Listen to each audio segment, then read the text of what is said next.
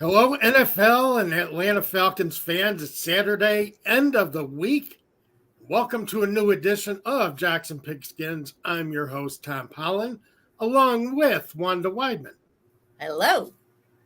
So, we have a full show this week. Hey, we had some real football, well, imitation football, but at least we did get some football. We did. We did. Uh, I am getting some feedback somewhere, and there it is.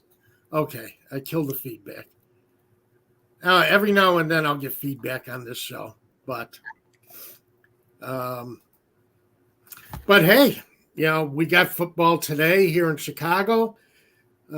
Nice, cool weather. It's almost like football weather. That's that's what I was thinking. It's all kind of football weather everywhere. So it was ready. Falcons this past week engaged in 2 joint practices with the Miami Dolphins on Tuesday and Wednesday. Played preseason game 1 last night and lost 20-13, but everything is not as bad as it looked or the final score. As I always say, remember that most of the guys you see on the field in game 1 of a preseason game will be looking for jobs at the end of the month. So, I mean, it's just the way it is. These aren't the guys who are going to be taking the Falcons forward into the season, taking the Dolphins forward into the season, taking the Bears forward into the season. It's just the way it is in the NFL preseason. That's right. But the Falcons did emerge from the game serious injury concerns. Yeah. And man, I don't know how they're going to react. It's going to be an interesting week. I have not heard anything about DeMarco Hellams or Braylon Trice. So we'll see how bad those injuries are. But, before we get into that, before we get started, give a shout out to our sponsor, Atlanta Sports Unlimited. To end this show is Prize Picks. Prize Picks will match up to $100 of your first deposit. Use the promo code ASU, Atlanta Sports Unlimited, to support the channel and the show. Prize Picks not only has their NFL season player props up, they do have their week 1 player props up if you want to take a look at those too. So get registered, use the promo code ASU. I have my usual Falcons Prize Picks of the week. And it's Who is it? Who is it? What's that? Who is our Prize Picks today? Who is it? We have Kirk Cousins for week 1 projected for 248.5 yards passing. Wow. Nice. That's good. I think that's pretty good. Against the Steelers. So we'll see. And for the season, Jesse Bates, safety Jesse Bates, is projected for 2.5 interceptions. Wow. So beat that last year, and hell of a safety. Yeah. All pro safety. So we'll see how that goes. But the Atlanta Falcons are in deep hurting after last week's practice and last night's game. Tony Wright comes right on with it. Any word on the status of Braylon Trice? No, Tony, I haven't heard anything, and I have looked all over for the status of Braylon Trice and DeMarco Hellams.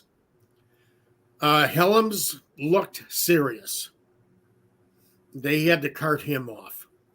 So Trice was in a walking boot after the game, but no news has come out yet on whether, these injuries are serious or we're looking at, extended time off for either player. So, we can only hope that they aren't as serious as they looked, because they did look bad. And part of what contributed to all that was the Hard Rock Stadium. The turf was awful. And I know they got heavy rains this last week, but that was terrible turf. That was. Yeah. Divots, players sliding all over the place. And I think that contributed to the injuries. And the Dolphins had 2 or 3 players go down. So it was a rough surface to play on. But, you want to get some guys some work, but you take it. Let's see. Tony also comes up with DeMarco Helms most likely done for the season with an ankle injury. Okay. I hadn't heard what the injury was.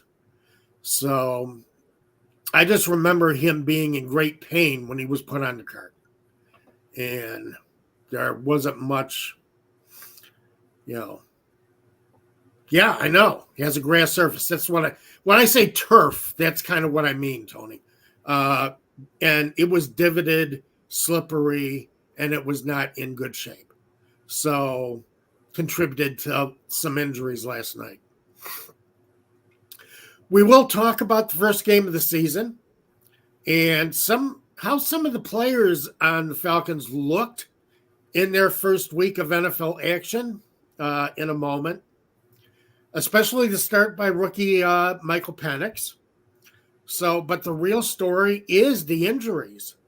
And we had, during the practice, we had an injury for wide receiver Rondale Moore.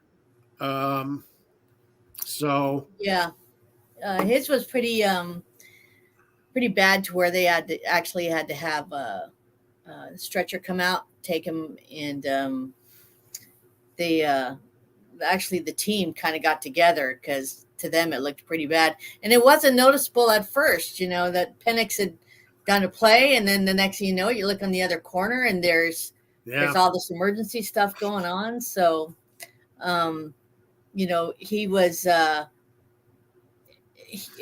listed as a backup option for the Falcons, but he was playing with the first teams, so it looked like he was going to be that extra option there. And now they're going to have to go to these young other rookies to see where they head off to. So that could be Casey Washington to take his spot. So. Yeah, well, 6th-round draft choice, and Penix seems to like him. Yeah. Penix was targeting Washington quite a bit last night. So wouldn't surprise me to see him, as I say, being an Atlanta Falcons draft pick. Yeah. Wouldn't surprise me, but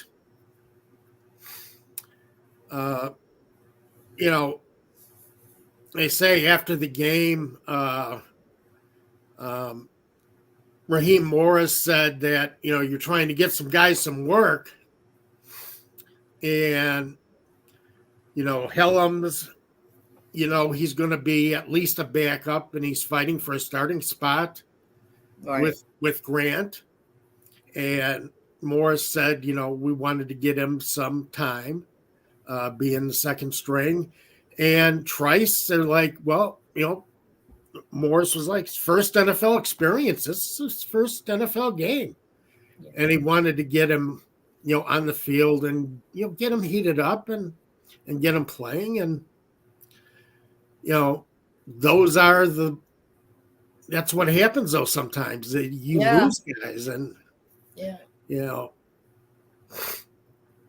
Morris did say it's rough to play guys. It's because you lose them, but it's something that happens. There's nothing you can do on it. I mean, they got to practice, whether it's on the practice field or it's in a preseason game. They've got to get those reps in. It's all about the reps and to see how they fit the team. And this was their opportunity. It was just unfortunate, for all the injuries that occurred. Right. So not much you could do. And, as I say, just trying to get these guys Um, trying to get these guys some time on the field and Yeah. get them ready. And Rich Grant was not going to play in the first exhibition game. I don't know how much, based on what happened yesterday. Brian, that's nice. Hey, welcome back, Wanda. So, Oh, thanks, Brian. Glad to be back. yeah. So, but that's the thing. You got to get these guys ready for the season somehow. Right. But I wonder how much more time some of the starters or swing starters are even going to get this, this summer, these next two games, considering, the damage that was done last night. So, Yeah. I mean, I think it was smart that that the starters didn't play, and maybe being that they also knew about the condition of the field, that they were smart enough to, hey, we're not gonna play our starters. And D'Amico's kind of like, I'm just gonna keep everybody down, and we'll put the backups in and see how they roll, And for the most part, I mean, I'm very surprised with the injuries. There wasn't more because of the way that the field was. But, who knows afterwards who's complaining of some, ankle injury or something else that they tried to work through. And then once they got out of the game, now they're hurting even worse. Yeah, I wouldn't be surprised. Yeah. I'm going to be fascinated to see the injury report that comes out of that game. Right. Exactly. As I say, Tony gave us the information as far as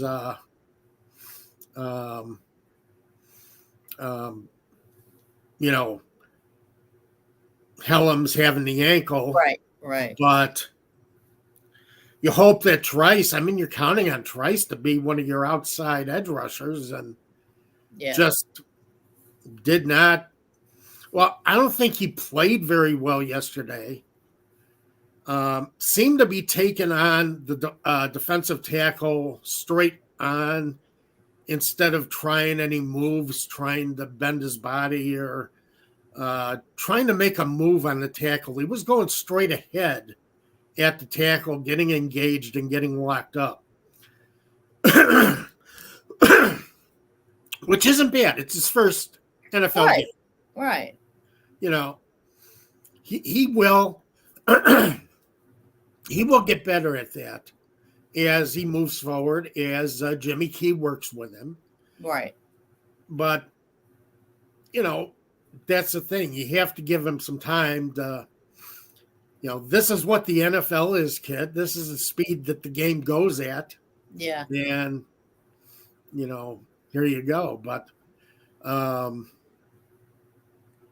so, again, rough. The practices, it's amazing because I think last year, if I remember right, the Falcons did do some joint practices with the Dolphins, got into fights then, and got into fights again this year. Yeah. It seems like, when everything was great last night, there were no pushing back and forth, nobody jawing with each other. But during the week, those practices got physical. Yeah. So. Yeah, they did.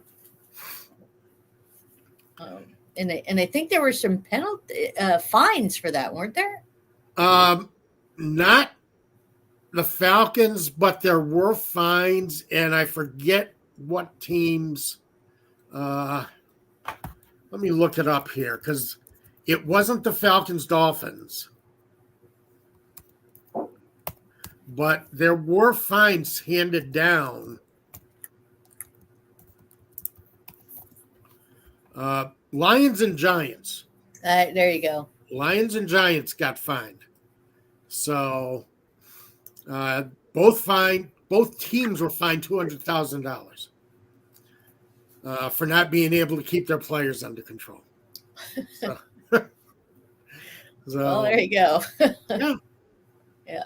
Okay. but it's even surprising considering that Raheem Morris and Mike McDaniel are friends and still had some problems with their team.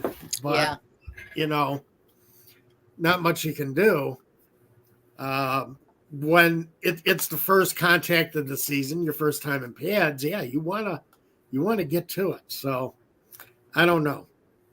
We'll see how it goes. I don't think they're going to get fined, but um, just a little surprised at that. Uh, Yeah. it's some good, some bad from this last week's action, and we'd like to hear from people watching the broadcast right now. Brian, Tony, anybody else who was on the stream, give us your opinion of who played well, who you think did a good job, who you think had a rough time. Because we're going to give some of our guys that we thought really distinguished themselves yesterday, and some who kind of fell short. Um, you only get 3 games to distinguish yourself, so you really need to take advantage of it. And I don't think some did. The bad, watching NFL Plus because the game was played at Hard Rock Stadium. I got, I had to, watch the game on NFL Plus, and as I say, since the game was played at Hard Rock Stadium, you get the Miami announcers, Right. and they mention a Falcons player is down on the field. Give me the freaking name. I don't know who's down. I can't see the number. Give me the name of the guy who's down. Then they go to commercial. I'm like, what are you doing? Yeah, you got to look it up quick when you're watching. So a couple of times it would break up. It almost sounded robotic a couple of times, so you couldn't hear what was going on. So Oh, that just that was irritated terrible. the hell Oh out of yeah, me. My God, yeah, that was awful. the quality should be the same. Come on. Yeah, it should. Yeah. But no, that broadcast really disappointed me. The Miami announcers disappointed me. I don't remember their names, but Tim Bokamper, I think, was the color guy. But I didn't, even if it's an opponent, give me the number of the guy, give me the name of the guy, Right. and we'll go from there. The good during the week, during practice, Kirk Cousins saw action in the joint practices, which is an advantage. Apparently had a tough first series, but had a very good, joint practice the rest of the 2 days. So, Yeah. and they were playing against the Miami ones. So, and Tony, I have noticed that too. Dolphin announcers didn't acknowledge any Atlanta players during the game, just Miami players. Very unprofessional. I agree with you, Tony. It was terrible. Don't just tell me a Falcons player is down on the field. You're in the press box. You can see the number. Tell me who is down on the field. That's right. And what's going on, and be professional about it. No, they were not very professional at all. We're going to talk about Michael Penix. I thought Michael Penix played well, and Larry Orange agrees. Doesn't know if he was worth a first-round pick. Still need an edge rusher. Yeah, we're going to get to that, Larry Orange. Both subjects, actually. Because, yes, he did play well,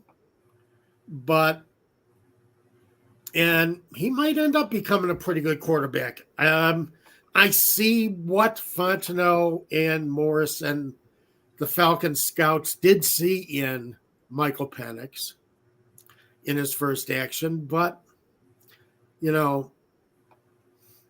Yeah, I'm going to die on that mountain as far as the Falcons needing an edge rusher. When we'll see about that. You know. Yeah. So, but he did play well in his first NFL start. I think I thought so Huh? too. I thought so too. I thought he did pretty good. Yeah. Stats don't tell the complete story. He was only 9 of 16 for 104 yards, but looked poised. Threw some passes with some nice touch, which Desmond Ridder was never able to do last season. Right. So Yeah. they're up on that already. Yeah, exactly. Got a red zone touchdown after the King interception, moved the ball 19 yards, got the red zone touchdown. Missed on the fade, but the thing about Penix, his misses kept the ball out of danger. Even though, he may have missed his receiver, kept the ball out of danger. There was no way for a defender to get to where the ball was. Right. So, I liked how how he managed to, how he seemed to know, what he needed to do every time in the pocket. Looked good. I thought his feet were set well.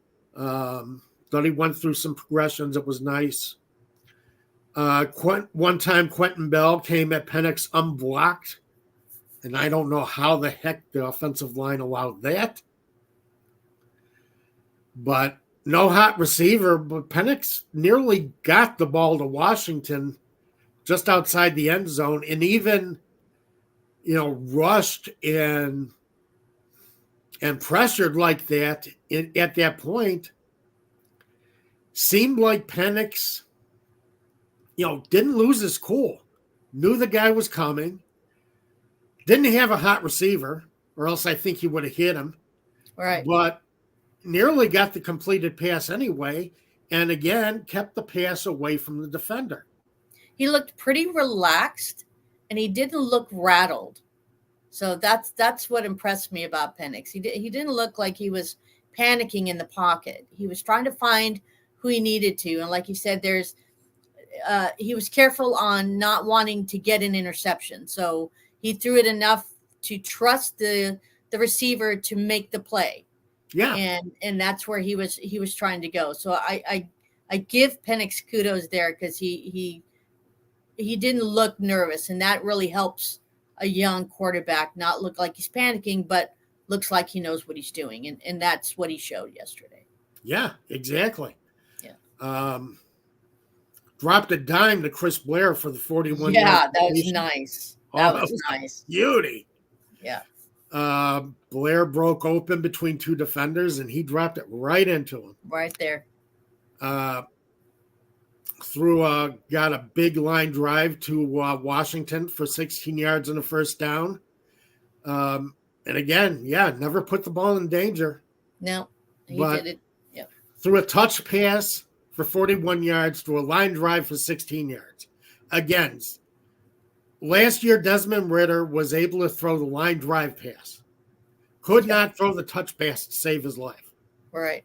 But very good on the line drives. But Penix, hit a little bit of both. Just missed on an out to Kadero Hodge. Right. But, every now and then you're going to miss that. But it was broken up at the last second, but good timing. And again, put the ball in a good place for just Hodge to be able to get it. Right. So, Todd, we're going to get to that in a little bit. I do think that it's a good question, actually. So, we will get to your question. I'll put it up on the screen. Another one of my goods was, considering he's been out of football for 2 years, Kevin King. Yeah. At corner. Good coverages, good angles. And that interception, great anticipation. He cut right across the He cut field. right across. Yeah, he saw it, read it perfectly. Yeah. Yep. And caught it like the receiver. So, I mean, that was a wonderful play. That was the kind of play that you really get encouraged about when you're seeing the second teamers play. Right. So I was really impressed with Kevin King.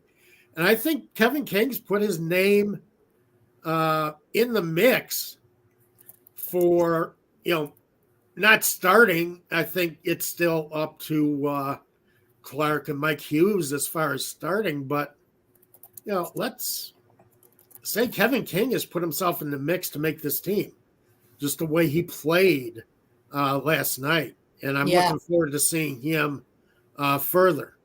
Yeah. So he rose above everybody else on the second team defense. I agree. I totally agree. Yeah. You have a good. I've got a good in the running back, Carlos Williams. I thought he's really he did pretty well overall.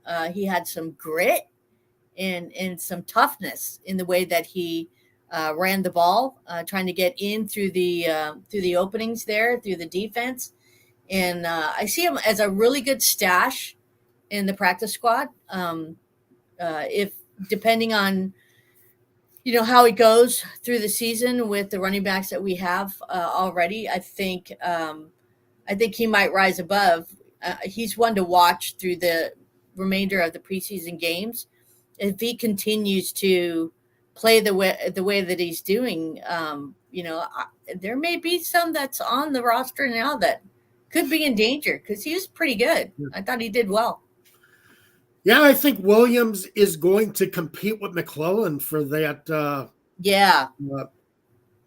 Spot behind Tyler Algier and Bijan Robinson. So it'll be interesting to watch both of them. Main problem is I didn't think the second string, third string Falcons offensive lines did a very good job blocking for these guys. Oh my gosh. No. No. They have very little room to work with. Yeah. Most of the yards they picked up on their own. And I give them credit for that. And I agree. I thought Carlos Williams really ran tough, given the circumstance, as I said, bad blocking, but did make some impression. I think McClellan made some impression, and I like how the Falcons offense is lining up in the backfield. Yeah. And a wide receiver, even with Rondale Moore out, I think the Falcons have some depth at receiver that they can call on. Yeah. So I'm not as worried.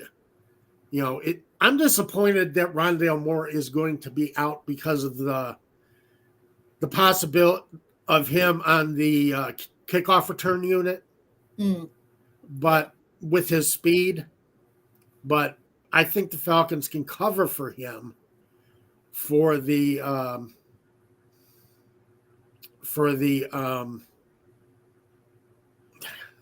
what was I going to say? Dave, you got to get used to. I'm gonna have to fill your sentences. Yeah, you gotta kick me back on the track. Yeah, Dave used to be very good at that. So, every now and then, the brain goes sideways. Gotcha. So, but the bad, I thought the second string Falcons defense was not good. I thought the Dolphins were faster most of the night. Yeah. And it was difficult. Maybe if Helms and God,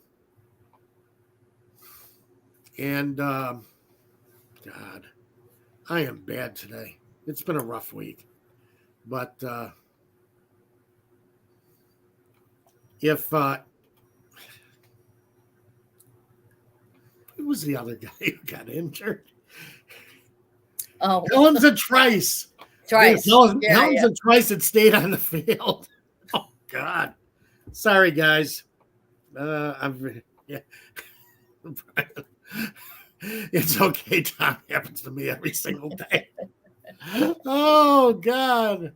Well, at least I keep everybody entertained. There you go. When is Tom's brain going to skip the track? I got to keep you on the track. Yeah. So, but I thought the Falcons defense, the second string, looked slower against that speedy defense. Yeah, I agree. There's a lot of like they were unsure about where they were supposed to go, who they were supposed to block. Yeah. And they were so many missed tackles. I was just kind of holding my head in my hands going, what are you doing? But you can see that also the field was a factor because there were guys sliding all over the place. It was terrible. Yeah. So I expect things to be better for him next week. It's just Lucas Dennis did not impress me. I thought he was beaten a couple of times, missed a few tackles, took a couple bad angles. So he's got some work to do on that Falcons defense. Another thing is they didn't get any pressure against the quarterbacks. None. There was no pressure. Arnold Ebiketie was out there a lot against a second string unit. He's supposed to be one of your first string, edge rushers, one of your first string outside linebackers, and did not show up. Name was not called at all. I barely saw him. Was not effective and was just terrible for a guy who is heading into his third season and is supposed to be ready to take over and show some things. Yeah. Now, you made a comment that got me thinking maybe it's Jimmy Key's defense and they're still adjusting to this 3-4 from the 4-3 last year. Right. When you said that they didn't look like they knew where they were. Right. And didn't look like they had their assignments down and knew what was expected of them. Yeah. And that made me think that maybe it was Jimmy Key's defense, the fact that Keys and Raheem Morris's defense. Let's not fool ourselves. Right. Morris has plenty. Oh, hey, Zozo. Zozo joined us. Made your Up appearance. time. Where have you been?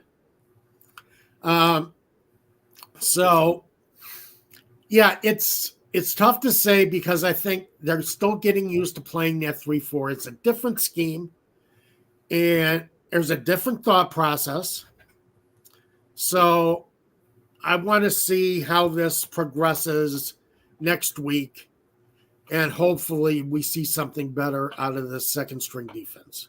Exactly. But, oh, God, we have to. Yeah. And I think it was Larry Orange earlier who talked about Taylor Heineke. I agree. Larry Orange did not play well at all. Looked terrible. Rarely threw a pass within reach of a Dolphins receiver. And that fumble, I'm sorry, let the officials do their job. I know he thought there was a penalty on the play, that the Falcons had moved early. The offensive line had moved early, but it wasn't called. Get the ball. Let the officials do their job. You fall on the ball. If you don't hear a whistle. Yeah, and that's like a number one thing they teach you here. If you don't hear a whistle, you keep going. Yeah. You just do what you need to do. That means the play's not dead. That's just common football 101. And the fact that it was just, he was going to call it out. That defender did exactly what he was supposed to do. Oh, yes, he did. And gave it to Miami. So he did his job, and Heineke was not the same player as he No. was.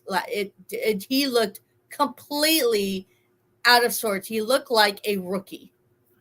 Like Yeah, he did for a he veteran looked like, quarterback yeah, he looked like a rookie. who has Penix looked started.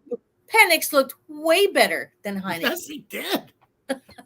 So the Much kind of like better. tells it's kind of funny because it sort of goes by what Heineke had said in an interview, that he saw the writing on the wall when they drafted Penix, and I had stated that that Heineke's job was on the line Yeah. as a backup, and it's going to go if Penix continues doing what he's doing, he is number 2 at this point Yes, he until is. until something God forbid anything happened to Cousins, but it's more of Heineke has lost he did nothing yesterday to show that he belongs on the squad at this point. No, he didn't.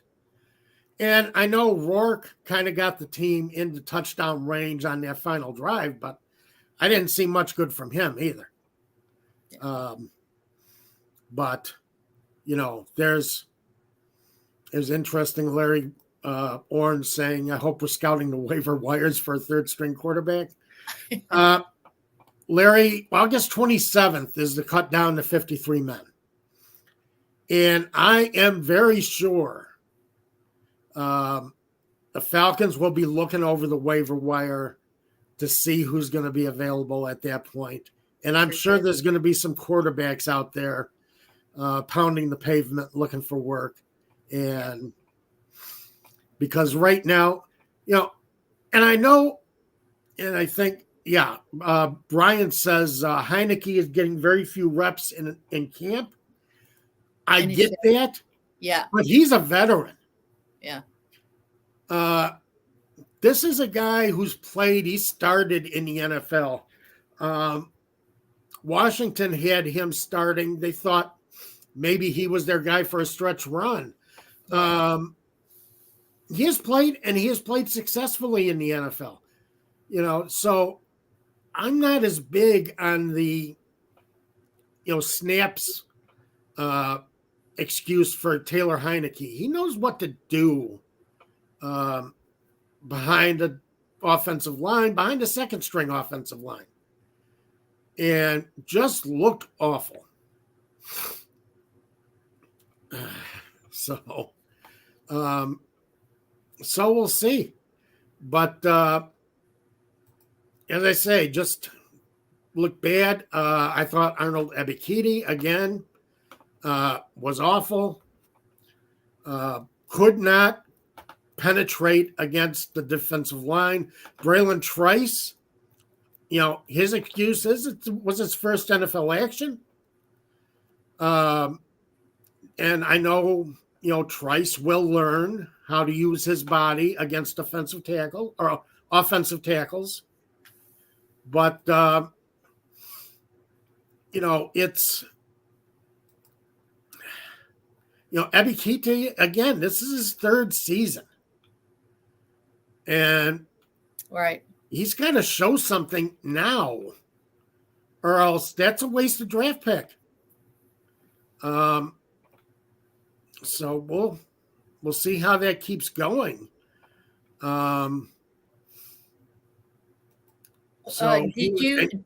Did you have whatever it was that Todd had asked? What his question was?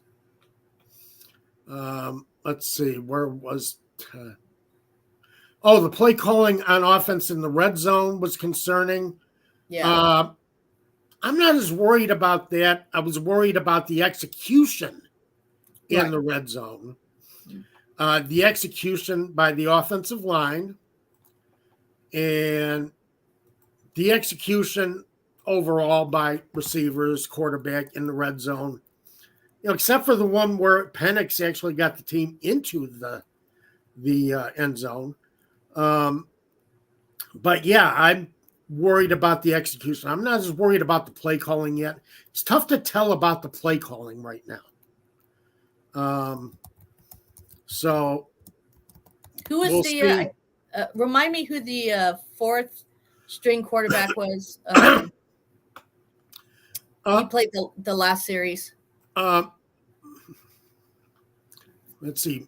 Michael Rourke. They just picked him Rourke. up. Yeah. Yeah, So there Nathan was Rourke. Yeah, so there's that situation where he ran, gotten the ball in the red zone, and they needed to, get the move the ball, and in my opinion, the play calls were perfect.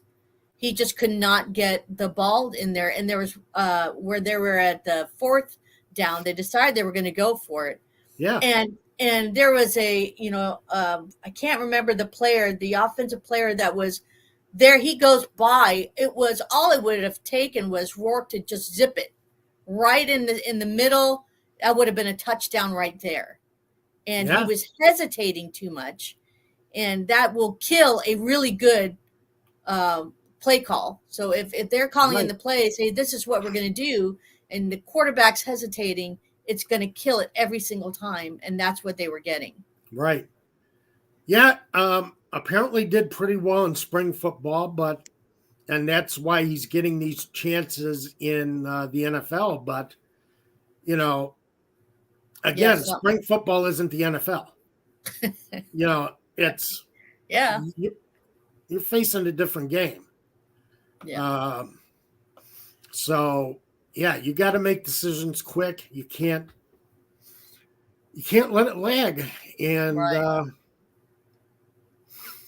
it was rough to watch. Yeah, I mean he Yeah. was elusive, Yeah. but I don't think he's a third stringer you want to count on. Yeah. If you need him. So, again, he's got 2 more games to try and get this figured out. Next week they're going to be at Baltimore against the Ravens. Oh.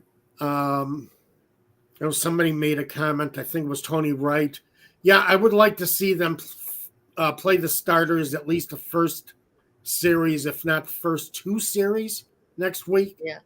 Just to get an idea of, again, get them heated up. Let them get some action. Let them feel like, they've gotten some experience, and then sit them. I know there's that danger of injury, but there's always a danger of injury. Exactly. You got to play these guys. They and then finish up at home against the Jacksonville Jaguars. And, it's going to be all backups looking to win jobs against the Jaguars. Right. So, yeah. Then we can't forget the other bad that I had was Andrew Stuber. He could not hold his stance at all. He was bullied the entire game. His hands were unsteady. They were too high up, and the defense constantly pushed him back off his feet. At one point, he was literally on the ground. Yeah, and this is terrible when you notice an offensive lineman. It's a bad thing. You shouldn't be noticing. Yeah. It stood out to me. Yeah, no, it's something that, we lost some of that opportunity. And a lot of thing with offensive linemen, you at least want to see their feet set, and you want to see their hands in position, inside the shoulders. But, if you're going to get beat like that, eventually you're going to get called for penalties if your hands are too high. Yeah. And, if you can't get your feet set, can't get your stance set, can't get a good punch in off the snap. Yeah, that's exactly what was going on. And the defender would just do a swim move around him, and he was just chasing him at that point. And at that point, it's just too late. Yeah, right. Yeah. Right. Once he's on that side, yeah, it's way too late. Yeah. But again, somebody trying to make the team, but did not make an impression last night, and better make an impression by the Jacksonville game, or, Exactly. as I say, a lot of these guys are going to be pounding the pavement after the final cut down. Well, I think there's only one cut down this year. So, Yeah. I don't like that. I would rather have two cut downs. I know it made it easier for them to get a second look at whoever Yeah, still left. Let them do it, but right. kind of. Because, by the time after the third exhibition game, most of the rosters are set. You can't really make an impression with anybody else. And you can't get picked up by anybody else. I would like to see them, and I think 90 guys spending the entire month and 3 games on your sideline is just ridiculous. At some point, who's not going to make your team. Right. And the fact that, and I know they're going to cut some guys, they're going to bring some guys in, but, I don't like the fact that there's not an intermediate cut down.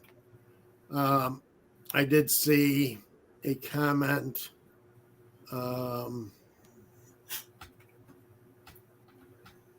William Amy, Justin Simmons. Come on, I totally agree.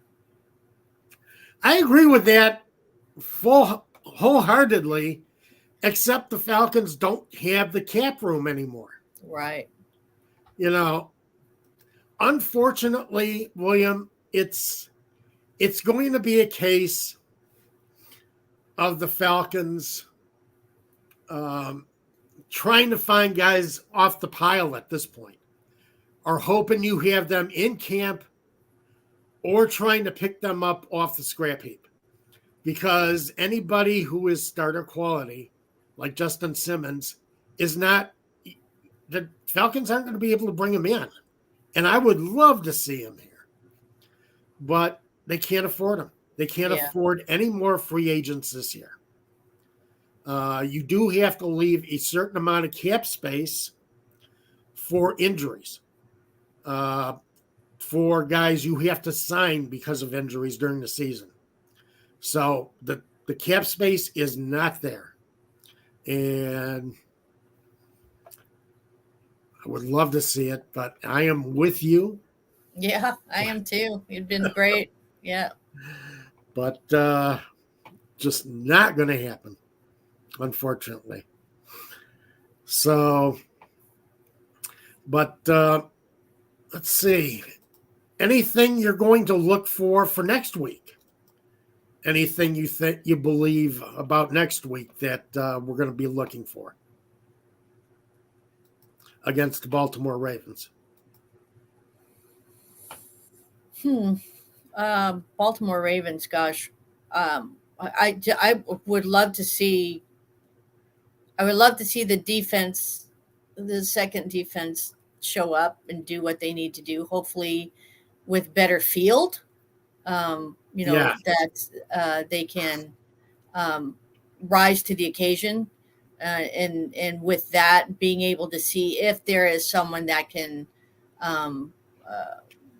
help them out, like a Justin Simmons, and get in there. And then in the offense, they want to see them move the ball more, get some connections, and so on. Get that offensive line hopefully worked on, so they're much better in giving the quarterback a clean pocket and the running back some space. So it's kind of where I'm looking at with them. That's what I'm looking to see, and but really want to see that it's really the defense. See that they've now picked up a little bit more of that 4-3 defense, and see where they can shape up there. So yeah, they got a lot of work to do this week.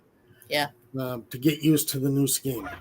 Yep. So, yeah, do you agree, Zozo? Yeah. Yeah, she agrees. All right. Got to do some work. Um, One more thing before we take off for the day. It was interesting to see uh, the kickoffs and how both the Falcons and Dolphins were kind of experimenting with the kickoffs. I think this is going to go on all preseason. Yeah. Trying to figure out how to handle the damn kickoffs. Yeah. So, Yeah. That's a different. I don't know. The Dolphins put their punter in a couple of times to kick off. As I say, I think we're going to start. We'll see some actual strategies. You're not going to see anybody's strategy on coverage or kickoff returns until the season. But I think they're still thinking about how they're going to develop strategies, who's going to need to be outside, who's going to need to be inside, how are you going to block this? Because it's not like the old days where you put up a wall in front of the receiver and you try and break them through that first level. It's it's they're on you right away. Your receiving team has to be on the 35. You can't put up a wall in front of your returner, and I don't think anybody still knows what to do with it. Yeah, they're still trying to figure it out. So, but yeah, I'm hoping that Ebiketie shows better next week. Yeah. He has to. Because I think Braylon Trice is probably going to be out for the rest of the preseason. Yeah. And there's a comment earlier, I think it was by Larry Orange or Tony, I don't remember who, but talking about not picking an edge rusher, picking Michael Penix instead of an edge rusher. And I know Penix played well, but you need the edge rusher. We saw that yesterday. We saw that last night.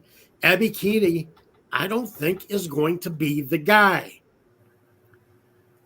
Maybe when he's playing next to Onyemata and Grady Jarrett, it makes a difference. He's playing against, he's playing with the second string inside lineman. But you don't have, as a matter of fact, I don't know, maybe we bring this up as a subject coming up in the next couple of weeks. I don't think Terry Fontenot has done a very good job of drafting defensive players. And you cannot fill holes via free agency all the time.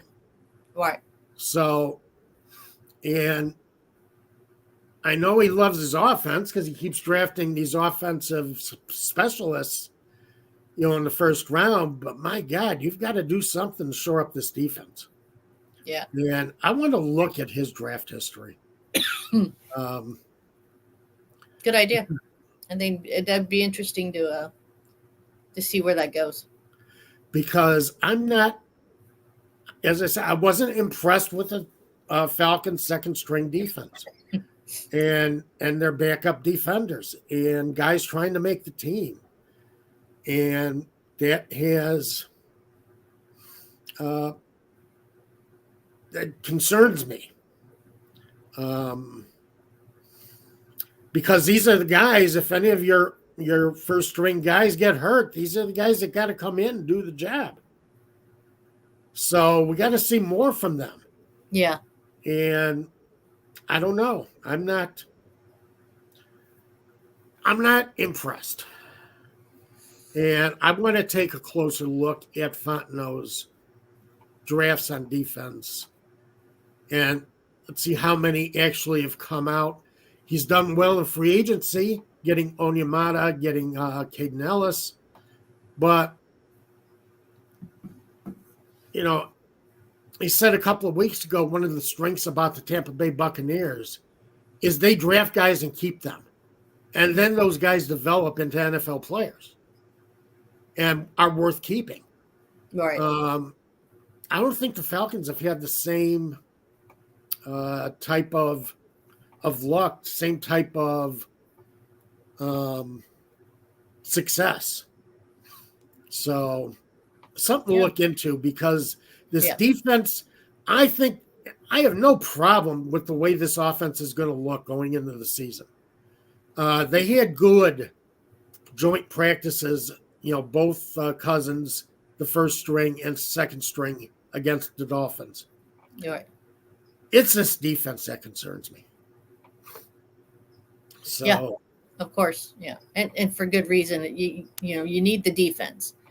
Offense can only carry you so far, but if you don't have a good defense, you're letting the other team take control, and now it's just a whole passing game. Yeah, you're playing catch up. Yeah, and constantly. So they've got to fix that. They've got to fix that, and I'm hoping they're just not thinking, since they have just two strong defenders up front, that's gonna help. You've got to fill those holes, and they've got to really look at development. That's it. Really, you're going to develop the player that's going to stay and work for you, and that's what we're looking for. Yeah, exactly. And I don't, from what I've seen last night, I don't think they've done it yet. We will see next week if there is any improvement next Saturday, if there's any improvement against the Ravens.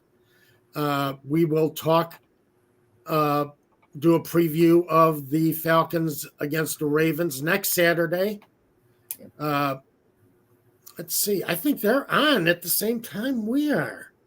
12 p.m. Eastern time. I'll be damned. Yeah, that game will be going on while we're talking. Oh. So maybe we could talk about the game as some of it's going on too. Yeah. So you never know. Give you a live stream.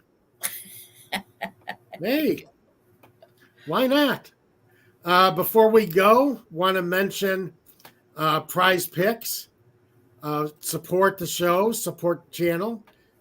Sign up for Prize Picks. They will match up to $100 of your first deposit. And use the promo code ASU to support the channel, support the show. So, a lot of action, unfortunately, and we'll find out how the Falcons, how things come out with Helms and Trice this week. If we're going to see something seriously wrong, or, if the Falcons are going to have to make some moves or make some big adjustments heading into the rest of the preseason and the season. Yeah. So, Wanda, great to have you back. Oh, good to be back. We will talk to all of you next week. As always, it's been great to spend an hour with all of you on Saturday. For those of you who joined us live, for those of you who joined us on the replay during the week, thank you for spending this time with us. And everyone, have a great week. Have a great week, guys.